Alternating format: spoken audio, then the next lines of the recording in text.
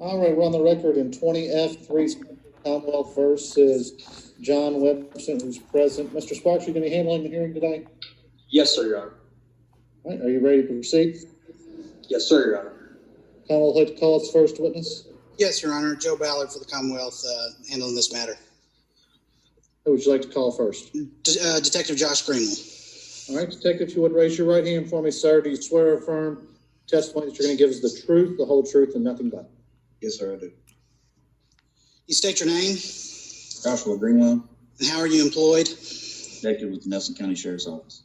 Were you working in that capacity on November the 25th of 2020 when a call of a shooting at 4250 Louisville Road in Bardstown came in? Yes, I was. What time did that call come in? It was approximately 4:13 in the afternoon. Did you arrive on scene? I did. And what did you discover when you arrived?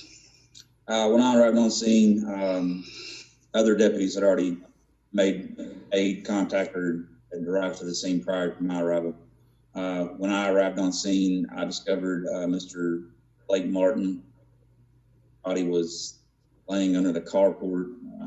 It appeared that he had suffered from a gunshot wound to the chest.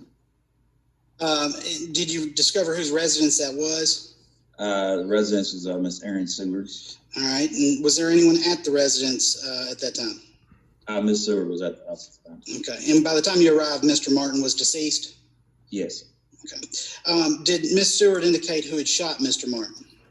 Yes. Miss Seward told, when she called 911, told dispatch that Mr. John Wimsett was the one that had shot Mr. Martin, and that he was leaving possibly going to 160 Abbey Ridge in a black Denali. And did officers locate Mr. Wimsett there? Yes, they did. And did Mr. Wimsett make any statements to law enforcement? According to deputies that were on the scene at that location, he advised the gun was on the table and that it was self-defense. Was a gun retrieved at that residence on Abbey Ridge? Yes, it was. After a search warrant was conducted, there was gun was found on it. Okay. And is the gun that was retrieved believed to be the gun that was used to shoot Mr. Martin? Yes, it is. Whose residence is that on Abbey Ridge? That would be John Wimsett's parents' house. Okay. Was an interview conducted with Miss Seward later that evening? Yes. And what did she indicate? Miss Seward indicated that Wimsett had came to her house. She allowed him into the house. Mr. Martin then later came to the house, and she went outside to tell Martin that Wimsett was leaving. He stated to her that he was going to tell him to leave, and he entered the house in front of her through the kitchen door.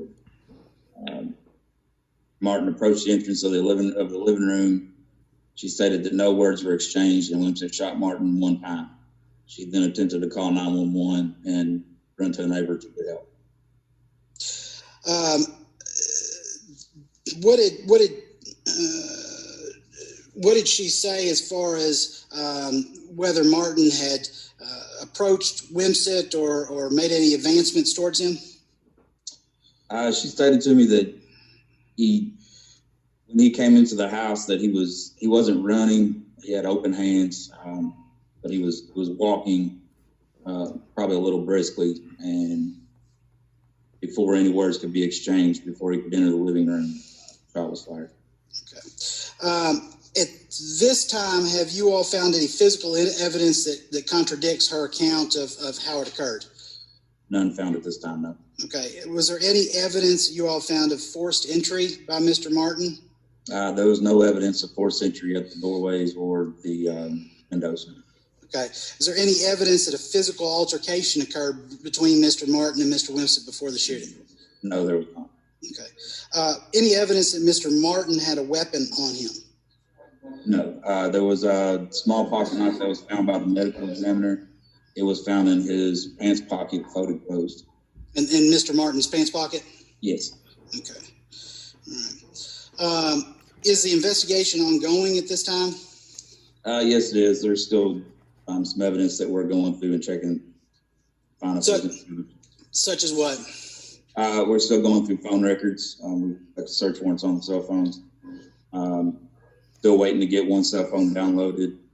And then just waiting for lab results from any of the blood or anything that's been. Okay. I don't think I have any further questions for Detective Greenwood this time, Your Honor. Mr. Sparks? Thank you, Your Honor. Thank you, Mr. Ballard. Detective Greenwell, first of all, good afternoon. I'd like to walk through and just find out as much as I can about the reasoning for the charges. So if you don't understand my questions, just let me know. I hope my connection is good. Let me start with the interviews that were conducted of Ms. Seward. You initially spoke to her at the scene, as I understand. Is that correct? Yes, briefly. Did you conduct an interview of her at the scene or someone else? Originally, I believe that Sergeant Pinkston spoke to her first on scene. I spoke to her briefly and asked her to meet me at the Nelson County Sheriff's Office. Okay. Were those discussions at the scene recorded? They were not. So, did she give you details at the scene? Did Ms. Seward give you details at the scene about what had happened, or did all those details come at the station? I honestly don't recall if or any details or what details had been given on the scene. Okay. And specifically, if you recall on this information on the scene, did she tell you at that time that she had invited Mr. Wimsett in her home? I don't believe I'd asked at that time. Okay. So am I correct in assuming that the information you're relaying comes from the interview conducted at the station? Yes. What did you do on the scene? What type of information did you gather on the scene? I gathered initial photos on the scene. I spoke with the sergeant who was the first on the scene. I spoke with EMS to confirm his death. Sergeant Pinkston, while on scene, stated that he made a security sweep of the house, found that there was blood inside of the house, so there was possible parents inside the home. From there, I left the other deputies on scene to secure the area, and then I came back to the office to get a search warrant. Did the deputies or detectives take Ms. Seward from the scene to the station for her recorded interview of what had happened? She traveled with her parents. Her parents? Yes. Okay. Both parents? I believe so. Judge, at this point, I'm going to object. I would cite the court to Commonwealth versus Worthman. It's a 1996 Kentucky Court of Appeals case where the court said the sole purpose of a preliminary hearing under our rules is to determine whether there is probable cause to believe that the defendant committed a felony, and if so, whether and under what conditions he is to be released pending indictment. The preliminary hearing is not a mini trial, nor is it a discovery tool for the defense. I would just state that going through all of this is more of a discovery tool for the defense as opposed to getting to the crux of the case here. Your Honor, I'm very familiar with the Wortman case, and I candidly expected a little more leeway than this. When we're just trying to lay some foundation for where the information came in, and then we're going to examine the information so that we can make arguments as to whether or not there is probable cause for the charge the Commonwealth chose to make, as opposed to other potential charges. So there has to be an ability to lay the foundation. I'm not going to be asking for an hour-long session of questioning, but 15, 20 minutes with the detective, I think, would be certainly easily appropriate. Depending on the scope of the question, I don't know if it has any issue to do with it, but I'll let you proceed, Mr. Sparks. Thank you, Your Honor. And the citation indicates, Deputy Greenwell, or Detective Greenwell, excuse me, that Seward advised that Wimsett was at her house to visit, then Mr. Martin arrived. And then it says specifically that Mr. Martin was angry and entered the home. What information were you relying upon when you wrote that in your citation? I actually reviewed that particular part of the citation. I honestly don't know if I had been relayed from other deputies who may have got that from Ms. Seward, or she had told me on the scene. She did not tell me in the recording. She did not tell you what? I'm sorry. In the recorded interview, she did not state that. I see. But you believe that information came from information she gave you or other deputies at the scene? Yes, that's what I. Okay. And do you remember any specificity as to what she said on the scene about his anger, his state of mind, Mr. Martin? On the scene, no.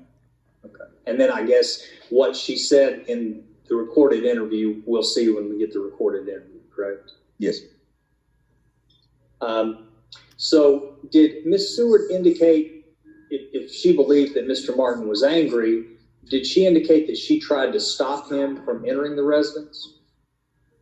She said that she tried to tell him, she told him that it's being taken care of. I believe that Mr. Wimsett is leaving. At that point, he said, yes, I know he's leaving. I'm going to tell him. Again, apology for making you repeat it, but you kind of broke up on me a little bit. Okay. My understanding, she stopped him out in the carport, had conversation with him. She told him that Mr. Wimsett was leaving. He stated that he knows that he's leaving, that he was going to go tell him, and he walked.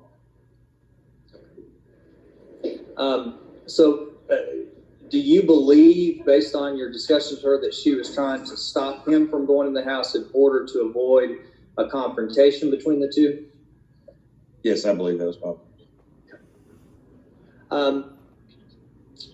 The interview that was conducted at the station, did she go into her relationships with each of these men, Mr. Martin and Mr. Wimsett? I spoke with her several times, so I believe it during that interview. Yes, she did. Okay. How did she describe this? Was she dating each of these men? Had she recently been dating one and not the other? How did she describe them? She described her relationship with Mr. Martin as her and Mr. Martin had dated on and off for several years. He was a father to one of her children. It wasn't uncommon for him to be there possibly every day to visit the children, and that he was trying to mend the relationship with her. He advised her relationship with Mr. Wimsett had been over a year, possibly a year and a half, that the relationship had become abusive, and she was trying to get out of the relationship with Wimsett. She did continue to communicate with Mr. Wimsett. She stated Mr. Wimsett had randomly shown up at times. So, am I correct in there saying she portrayed to you that she was attempting to stay away or end it with Mr. Wimsett? Yes. Okay. Did she say how long that was going on, that she was trying to get away from Mr. Wimsett? I don't recall. Have you seen any information in your investigation that would contradict what she told you? Not yet. We're still trying to review the files. Okay. I understand from some information I've learned that you have obtained the cell phones. I know you obtained Mr. Wimsett's. I understand you've also obtained Ms. Seward's and Mr. Martin's. Is that correct? Yes, that's correct. And have you had an opportunity to review the text exchanges between the various parties? I have not. We're having a couple issues with the download times. Okay, so you haven't seen the text yet. Is No, that I correct? haven't reviewed them. Have you seen or heard any voice messages between the parties? No, I haven't. Did you even look through the phone to see any text exchanges other than what you've seen from the downloads? The phone was given to Captain Brian. He's the one that conducted the download. I just made sure I secured the device until this time on. Does it appear to you, or do you have any information that would indicate that Mr. Martin knew Mr. Wimsett was visiting with Ms. Seward that day? Nothing at this time shows that, or tells me that that's the case. Okay. And let me return back to something I already asked you about. From your interview, when Ms. Seward indicated she had talked to Mr. Martin outside the house, Did she indicate to you at all that Mr. Martin had pushed her aside in order to enter the house? No, she did not. Did you examine her hands and knees to see if she had any bruises or cuts or anything on her hands or knees? I don't recall if I examined it. I do know I got a picture of her at the time. Okay. You've already answered some of these questions. I'm trying to see what I can cull out. Were there any other recorded statements or statements at all taken to Miss Seward other than the ones you talked about? Yes, I spoke to her at her house the following week. Okay. Was that interview recorded? Yes, it was. Did she say anything that was contradictory to the information she gave you on the November 25th interview? No, sir. And was the purpose of that interview to go over again what she had told you earlier, or did you explore new territories with her? It was just to review what she had told me. Did your investigation confirm whether Mr. Martin had access to any weapons? And I know you've already mentioned the pocket knife in his pocket. For instance, was there anything found in the car that he arrived in? There was a rifle inside the car that he was told to be driven. Is that the black Kia? Yes. A rifle? Yes, a hunting rifle. Okay. Do you know who that belonged to? Ms. Seward explained that it belonged to a friend. I know that there's been an individual call here to ask for the weapon, and he provided a serial number for it. Okay. And we can get to that later. You've got the name of that individual, correct? Any other weapons, any handguns found, obviously on his person? I believe you already answered that, but any handguns found on the property or in the vehicle? No other handguns were found. There was some .380 ammo found inside. Inside the vehicle? Inside the house, inside of Mrs. Seward's bedroom. Indicating a .380 caliber pistol? Yes. Did you discuss with Miss Seward whether or not she owned a handgun? She said that she had the .380 caliber pistol. She said she's not anymore. That she didn't own it anymore? Correct. Did she tell you when she got rid of it, who she got rid of it to? I don't. But neither your canvas of the house or the car found that pistol, is that correct? Correct. Did you find any evidence in your investigation to date of any animosity that Mr. Wimsett had toward Mr. Martin? Mr. Wimsett had toward Mr. Martin. Yes. There was an individual, Mr. Josh Miles, that stated that he had been to Mr. Wimsett's house a few times, helping him with projects at the house. He made statements that Mr. Wimsett made statements of something to the nature of, I almost shot him, referring to Blake, I almost shot him to watch him die. And that. Did he say when these statements were made? No, he didn't recall. It wasn't regarding the November 25th incident, correct? It was about some time prior. It was sometime prior. He said that he had been around him for the past couple months. And what about the reverse that? Have you found any evidence to indicate any animosity that Mr. Martin had toward Mr. Wimsett? Yes, Mr. Martin often spoke with a friend that he works with, Mr. Joseph Botek. Botek explained to me that he had explained that Martin had explained that Wimsett had been showing up at the house on different occasions. He stated that he and Mr. Martin had discussed, quote unquote, roughing up Mr. Wimsett, but they had never discussed actually follow.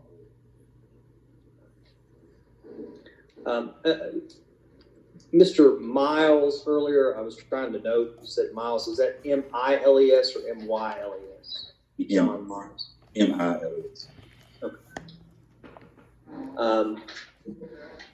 Okay. Did you find any physical evidence in the house that would indicate where the men were standing when this shot was fired?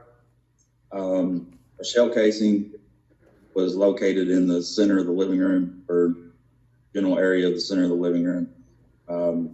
There's blood was found at the hallway to the doorway entrance. Was there any audio or video that captured either Mr. Martin arriving, Mr. Wimsett leaving, or anything about the shooting?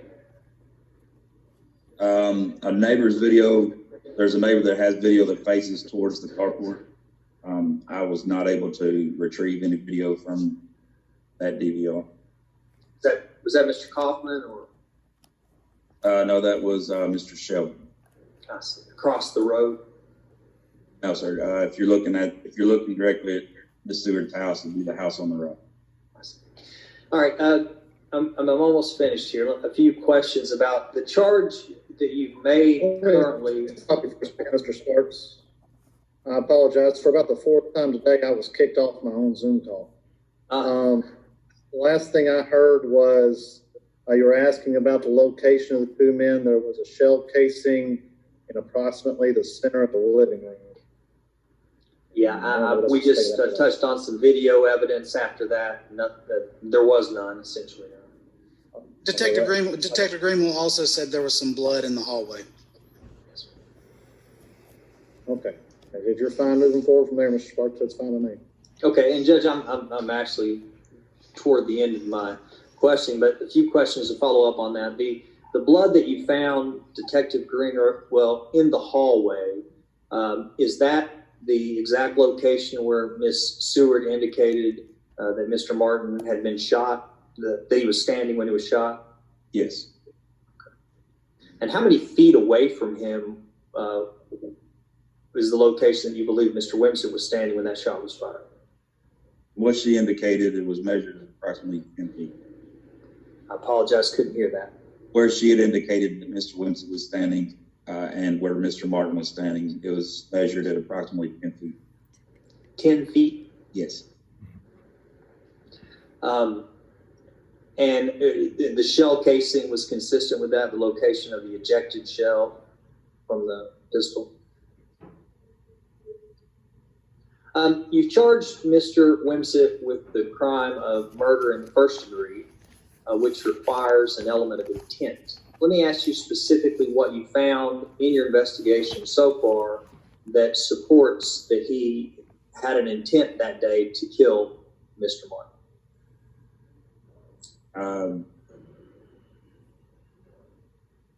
The fact that he was there and no words were exchanged, there was no, through the testimony, there was no physical altercation, no words were exchanged, and he shot Mr. Martin. So that would be an intent to shoot him. Do you believe he went there with the intent to provoke a confrontation with Mr. Martin? I can't see what his intentions were there now. Right. Well, he didn't go, apparently, he would have had no reason to know that Mr. Martin was there or going to come there. Isn't that true?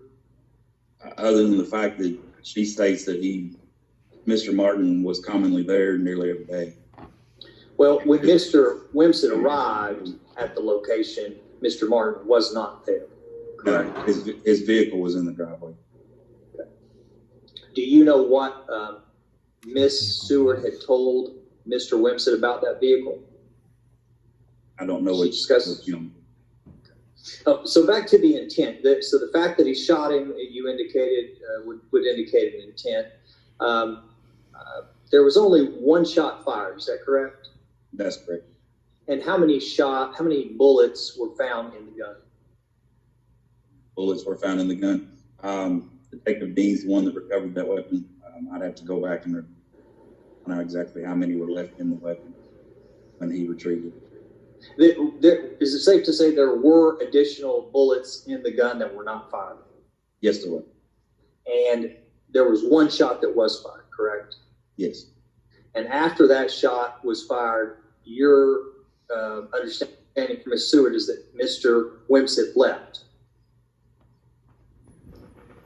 Was Mr. Martin alive when Mr. Wimsett left the property? That I can't tell you. I'm not sure on that. Did Ms. Seward indicate how long he was able to hold on before he passed? She stated that after the occurrence, he looked up and made a statement to her that just killed me. She told him to get in her car. She was going to jump into the hospital. Went to the car, turned around, and he had made it from the location to the carport. She then called 911 and ran to a neighbor's house. So, again, supporting evidence that would support the charge that you've made, which is murder in the first degree, as opposed to manslaughter, reckless homicide. You note that he shot one shot, but you would acknowledge that he had the ability to fire multiple shots to ensure a higher likelihood of death, correct? It was possible. But he did not do that. And did you find any evidence or from your investigation that would indicate that he was potentially acting under the extreme emotional disturbance? I do not. Do you agree with me that it's quite possible, in fact likely, that a person confronted by someone they had a shared romantic interest in may act under an extreme emotional disturbance in that moment? And was that examined? That's possible. Was that examined? Not understand the question. Okay. The statement of self-defense was given to you at the scene, correct? The statement to me. Okay. And you charged him, I believe, within about 2 hours with the charge of murder in the first degree, correct? It was approximately 8 or 8:30 when I cited you. And do you believe you had thoroughly examined this claim of self-defense before charging him with murder in the first degree? Deputies and Detective Dean explained to me that he was not going to speak with us, that advised by his attorney not to. Right, but he had already spoken to you to say that he was acting in self-defense, is that correct? Yes. So, have you found any evidence as we sat here today to indicate that Mr. Wimsett may have feared Mr. Martin, may have been fearful of him? No. Any evidence that he was not fearful of him in that moment? No evidence of that. Have you examined, and this is truly the end of my outline, have you examined whether or not, or if you made any calculation on whether or not he was acting under a mistaken belief, which would be an imperfect self-defense charge of reckless homicide? No, I have not. I'm just seeing what was examined before you charged him with the intentional murder versus the alternative charges that exist. So any evidence that you've seen other than what you've spoken to about today that would be exculpatory of his claim of self-defense? None found at this time. Any other key? You mentioned that you're still waiting for some text to be downloaded. Are you waiting on any other evidence to be examined or evaluated? We had to send Mr. Wimsett's phone away to another agency in order to make the download. So it'll be a little while before we get that back. Is that KSP that's doing that download? I'd have to speak with Captain Brown. He's on the Awesome. Let me just confer with my co-counsel to see if there's anything else. You've already answered this, but I just want a little clarification. There was an examination of the door frame and area to see if the door was knocked open with any force. I believe you answered that there was not any indication of that. That's correct. And I suppose that was thoroughly photographed, that area, the door frame, the opening of the door. I believe it's Captain's video.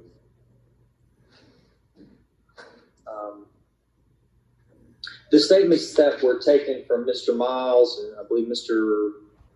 Bogart, is there the gentleman who had spoken to Mr. Martin, were those statements also recorded? Yes, they were. I believe that's all the questions I have at this time for Detective Greenwell. Thank you, sir, for your time. Thank you. Mr. Ballard, any further questions for the detective? I don't know if Detective answered this, but where was Mr. Martin shot? It was in the left chest. Do you know if the bullet went into his heart or touched any of his heart? Detective Dean went to the autopsy. I believe he stated that the medical examiner said it went through the heart and the lung and lodged into the back. Okay. That's all I have. Mr. Sparks, anything further for Detective Green? No, Your Honor. All right, any further evidence for the Commonwealth? Judge, I'll call Erin Seward if she's on the call. Is Aaron Seward present? Again, if you're calling in, you can unmute your microphone by dialing *6. I'm here. Can you hear me? Okay, yeah, speak. Make sure you speak up a little bit, Ms. Seward. If you would raise your right hand for me, please. Okay. Do you swear or affirm the testimony that you're going to give is the truth, the whole truth, and nothing but? Yes, I do. State your name. I'm Erin Seward. As of November 25th, what was your relationship to Blake Martin? I'm the mother of his children. Okay. How long have you known Mr. Martin? About 12 years. All right. During that time period, did you all date for any period of time? We had the boyfriend and girlfriend label for the better half of 5 or 6 of those years. Okay. When did you all break up most recently? August 2017. Okay. Since that time, have you stayed close with Mr. Martin? Most of the time, yes. Even if we were going through rough patches, we were both there for each other, and it was clear that we had each other's back. Everybody knew that. Okay. And what, as of November 25th, what was your relationship to John Wimsett? An ex-boyfriend. We've had a relationship of turmoil for almost a year and a half. We had a boyfriend and girlfriend label from August 2019 to December 2019. We dated briefly at the beginning of 2020, but after April, I never brought John around my family or friends again, April or May. Have you continued to contact him since that point? Intermittently. Okay. And were you in contact with him as of November 25th? We talked that day for about 13 minutes. Okay. Were you home on that day? Yes, I was. And did Mr. Wimsett stop by? He did stop by. All right. What was his reason? Did you ask him to stop by? No, I did not. All right. What was his reason for stopping by? Or what did he say his reason for stopping by was? It wasn't really said. Okay. Did he have any? Up in town. It was not normal for us to ever hang out at my house. I was already having an emotional day, and he knew that.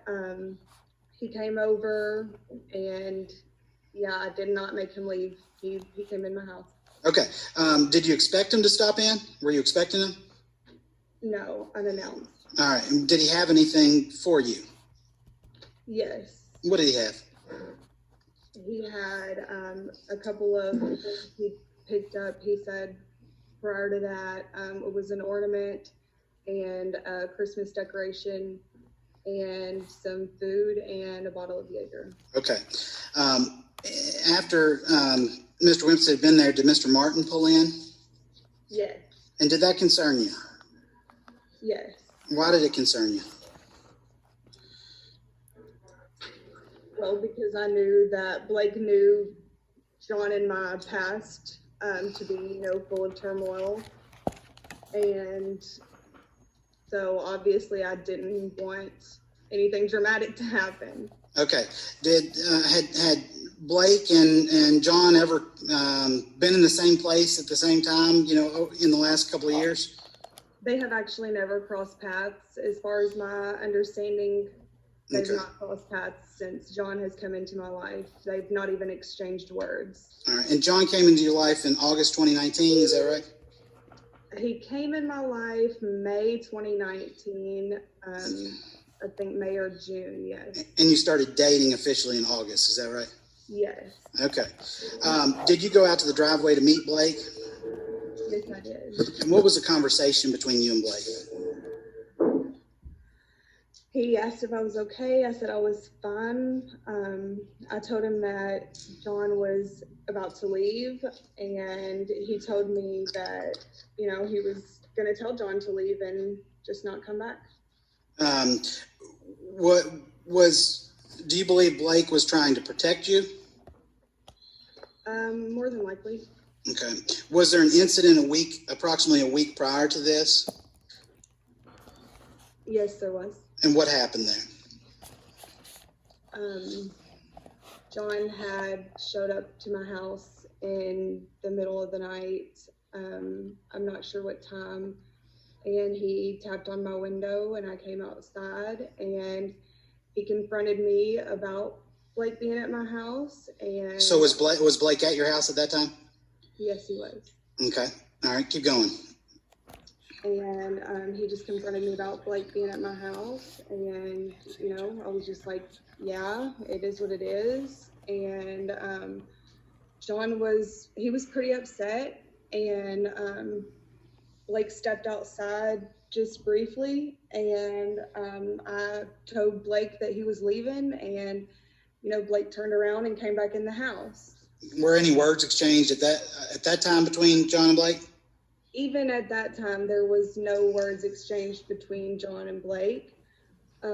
Blake, he was aware of the turmoil between John and I, and he actually, you know, came back in the house, and he said he was going to give John a minute to leave, and then he was going to go out there and just make sure that he left. But I was able to get John to leave. All right. John left voluntarily that night. Yes. Okay. So back to Wednesday, November 25th, when you got to Blake in the driveway, what was Blake's demeanor? I mean, we didn't really say, but if I had to guess, I would say he was concerned. Okay. And you might have said this, but what exactly did you say to Blake, and what did he say back? I just assured him that I was fine, and he told me that he was going to make sure that John left, and he was going to tell him not to come back. Okay. Do you recall if you told detectives that Blake was angry? I don't recall saying that he was angry. Would you describe him as angry? I would describe him probably as more concerned and just, you know, anxious. Okay. What happened next? Blake came inside, and he was maybe 2 to 3 steps in front of me, and he started down the hallway, and he was shot. And as soon as I made it around him, Let me stop you and back you up a little bit, Aaron. Did Blake force his way into the house? No. Did he push you aside to get in the house? No, he did not. Okay. Did he have to force open the door in any way? I think it was partially open. Okay. Did he slam open the door? I do not believe so, no. Okay. Have you seen any damage to the door frame or the walls of the door caused by Blake coming in? Absolutely none. Okay. All right. Did you ever tell Blake not to go in? No, it wasn't really discussed. Okay. All right. Okay. So Blake, describe when you walk in that door. What room are you in? When you walk in the side door, you're in the kitchen. Okay. And can you see into the living room from there? I have a 14-inch window that you can see maybe certain parts of the room depending on where you're standing.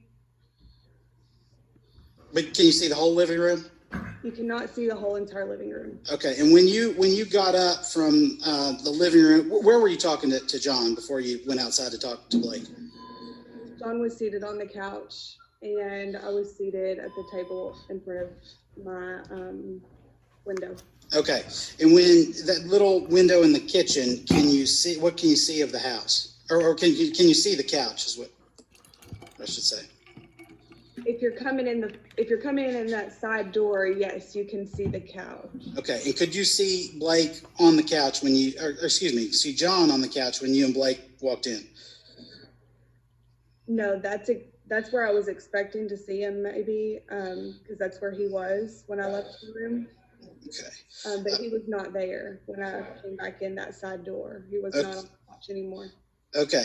So once you are walking from the kitchen, how do you get into the living room?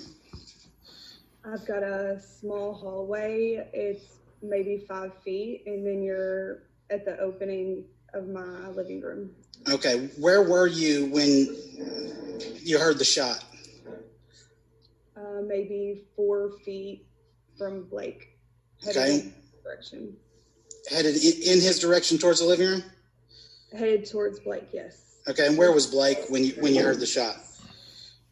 He was in the hallway. He had not made it through the threshold of my living room yet. And how was Blake coming into the house? Was he coming at a quick speed, coming slowly? How was he moving? He was not running. He was definitely not running, but he was not walking slow pace either. He just looked like he had a direction in mind. Okay. Had Blake turned to go into the living room at the time you heard the gunshot? As soon as Blake turned his body, before he entered the threshold, as soon as Blake became a target, he was shot by John. Okay. And could you see, John, did you see John shoot Blake?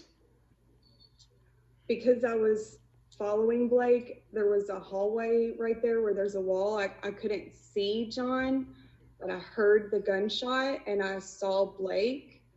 And then I was still in motion and I quickly came up to Blake's right. And so did you go around Blake? Yeah, I went right behind Blake and right up next to him because he was still standing. And that's when he said, "He fucking killed me." And I looked up at John and he still had his feet spread and his gun drawn. And I looked down the barrel for a split second. How in your approximation, how far was John from Blake at that point? 8 to 10 feet. Okay. Were any words ever exchanged between John and Blake? Not one single word. Okay. Was Blake yelling anything as he came in the house? Nothing. Okay. And Blake, once he was shot, he said, what exactly did he say? He fucking killed me. And what did John do at that point?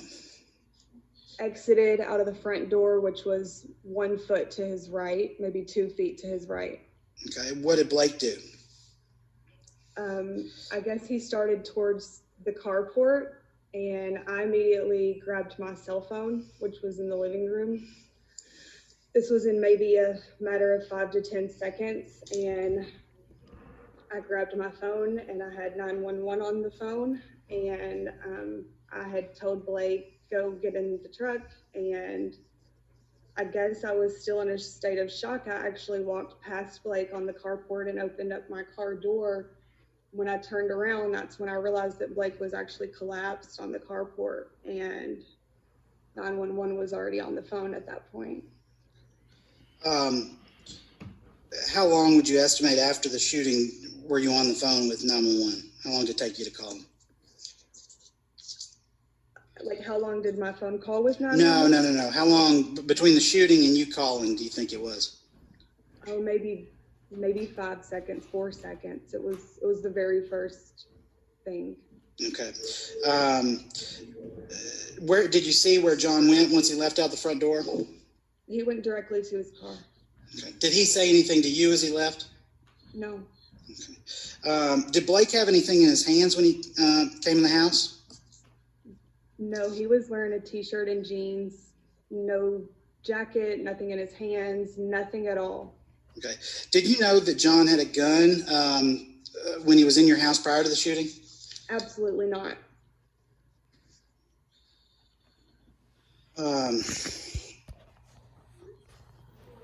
Had Blake ever made any statements about hurting John to you?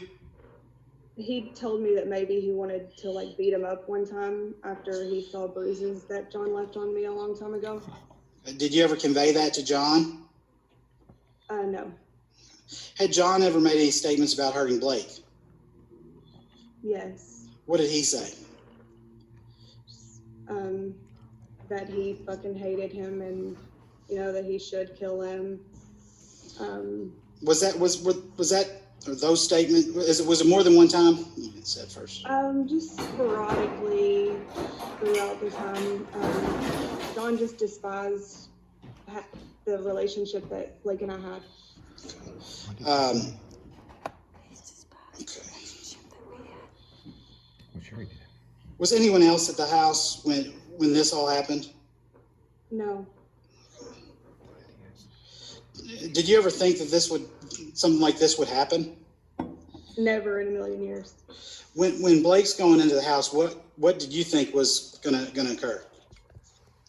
My worst case scenario, I thought that maybe I was gonna have to go get my neighbor Bill to break up maybe a scuffle or something.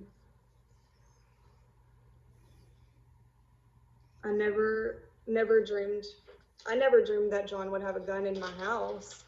And even when he did have a gun, he stressed to me how he was in the military and he knew gun safety. And Did you ever hear John say, "Hey, stop! I got a gun"? never. That's what he should have done. Don't come any closer. He could have done anything in the world but take my daughter's life away, my daughter's dad's life away. He could have done anything. John wanted to eliminate Blake. Did you ever know of Blake to have a handgun? No, I mean, I think he had one like a few years ago, but he didn't really have a handgun, no. But he had a rifle in his car. That's all the questions I have for this witness at this time, Your Honor. Mr. Sparks? Yes, sir. Ms. Seward, the episode that you referenced, I think a week or so before when Mr. Wimsett had came to your house, I believe you said it was a week before, and that Mr. Martin had come outside and then gone back inside. Did you tell Mr. Martin at that time that you were continuing to see or have a relationship with Mr. Wimsett? Yeah, he knew that I struggled with John. By struggle, what do you mean? I'm just trying to separate myself from John. Were you actively trying to separate yourself from John? Yes. So after that night, approximately a week before the shooting, had you continued to see John? I think we only saw each other one time. And when was that? We went to church together, and if John was in a sober state and ready for church, then I better be ready for church too. So one time in the week between that episode and the shooting on November the 25th, is that what you're saying? Yes. But now, up until that time, were you involved in a relationship with Mr. Wimsett? I would not. Up until the week before?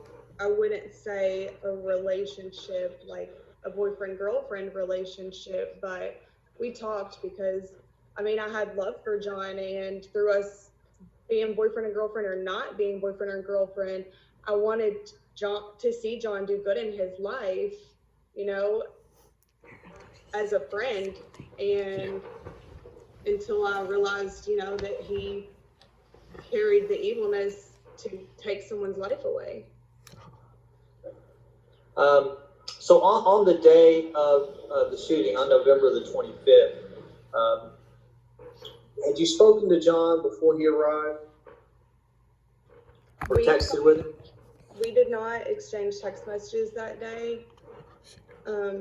We did have a brief phone call, and he wanted to meet up because, I mean, even when we did hang out, hanging out at my house was not something that we did. So did he indicate that he was going to come over and see you? No. Did you ask him? You mentioned that he picked up some food. I believe he said a bottle of Jägermeister. And anyone who knows me knows that I drink Jaeger. That's it. Jaeger or Crown. And I think you mentioned this as well, but you said you were having a rough day. Yes. But you're saying that you did not invite him over. That's correct. So when he showed up in the house, so you acknowledged, let him in. You invited him in. Yeah, when he showed up, I never dreamed that he would have a gun in my house or that he would even ever use a gun on anyone. I figured that we would talk for a few minutes and John would be on his way. You know? Okay. And you talked for approximately how long before Mr. Martin arrived? I couldn't tell you an exact time, but it was maybe 20 to 25 minutes. What was the subject matter of that conversation? Conversation was casual.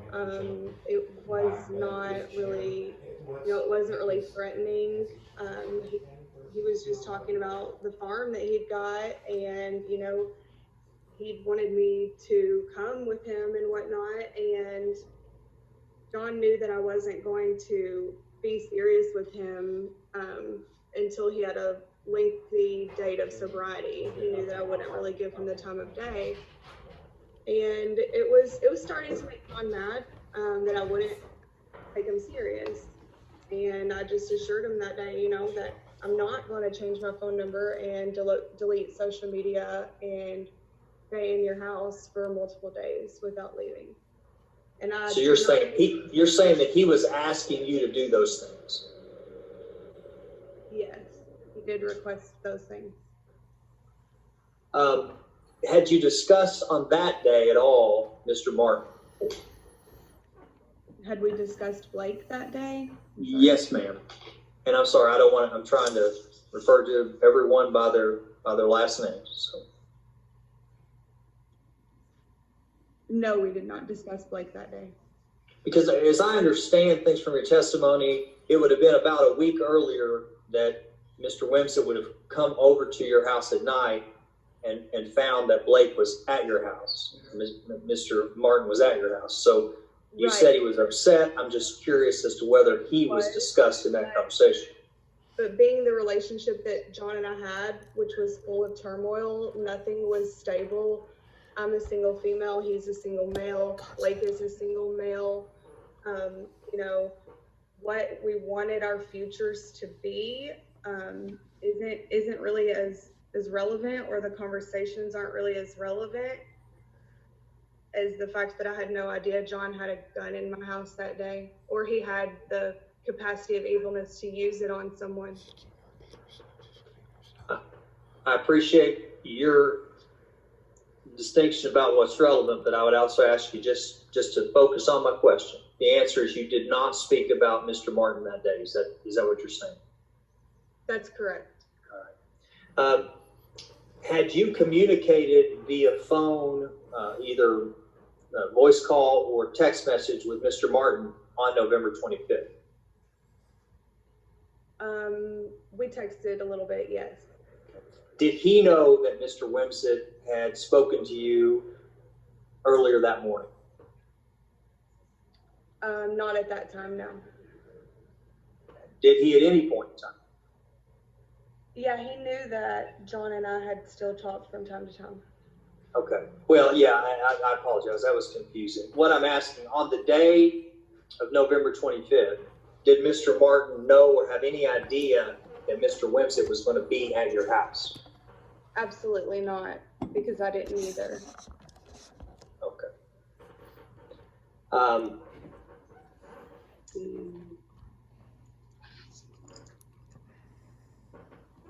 Do you have, as we sit here today, do you have any reason to believe that Mr. Martin knew or expected to find Mr. Wimsett at your house that day?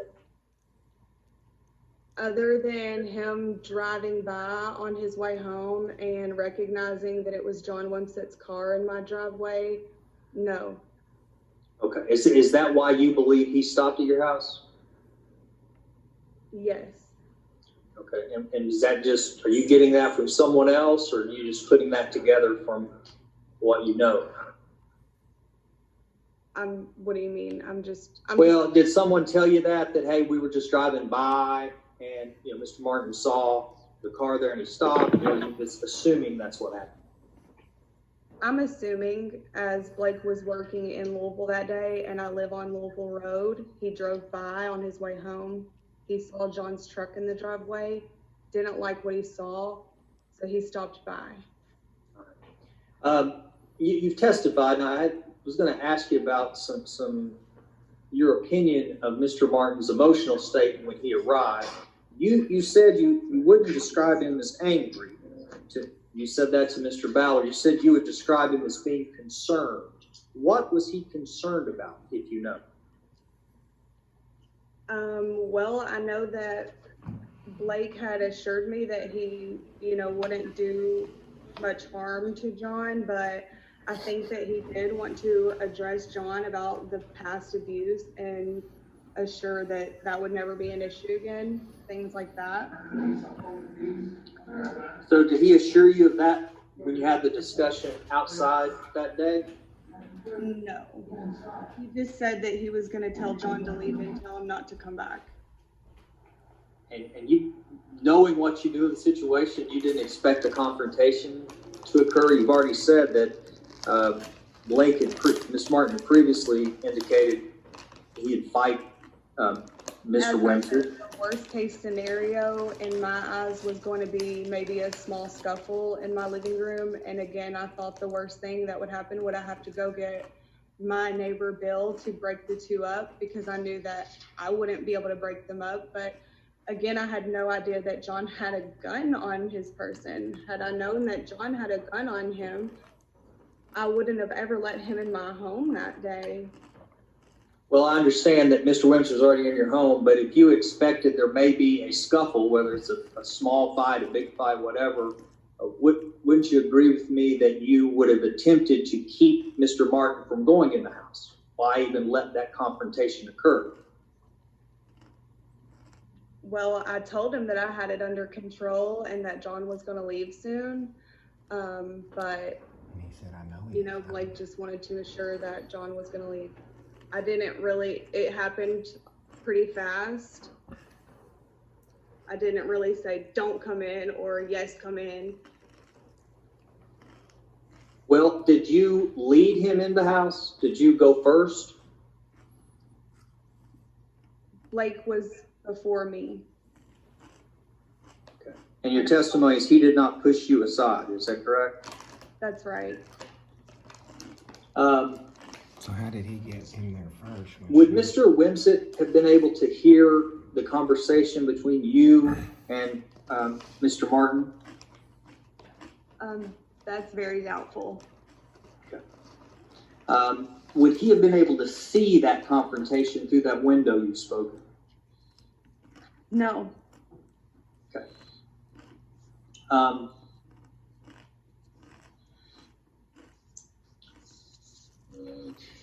Mr. Greenwell, Detective Greenwell, indicated that you previously owned a handgun. I believe you said it was a .380. When did you get rid of that handgun? I actually haven't gotten rid of it. I just don't exactly know where it's located at the time. I had it in my dad's truck because I was switching vehicles. I was having vehicle problems. And then my dad had one of his workers detail the truck. And this was just maybe a month and a half ago, and I just honestly haven't reported it stolen because I'm just kind of hoping that the person that cleaned my dad's truck knows where it is or something. Had it previously been in your black Kia? I'm sure at some point it's been in there and out of there and in my room and other places. You called 911 first, I believe you testified to Mr. Ballard, is that correct? Yes, I did. Did you call anyone else before the police arrived? No.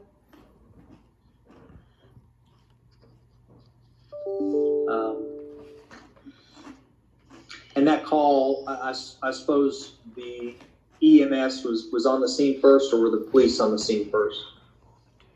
Judge, I'm going to object at this point. I mean, we've been going on for an hour in the hearing. I don't know how this is relevant to the intent of Mr. Wimsett or self-defense or anything else. Your Honor, I think Mr. Ballard questioned Ms. Seward longer than I have about numerous matters. I understand. I don't know that who arrived on the scene first goes to the probable cause of the offense, so I'll sustain the objection. Sure. Okay. Thank you. Back to the weapon issue, Ms. Seward. You indicated that you did not know Mr. Wimsett was carrying a pistol on him that day. Is that correct? That's correct. Have you ever seen him carry a pistol before? Not more than 4 or 5 times. And that was if he was like taking it to his house from his parents or vice versa, maybe to Kentucky Gun Company. I do not know John to just carry a pistol on him when he goes places. Have you ever gone shooting with him before? We did shoot guns one time in his parents' backyard.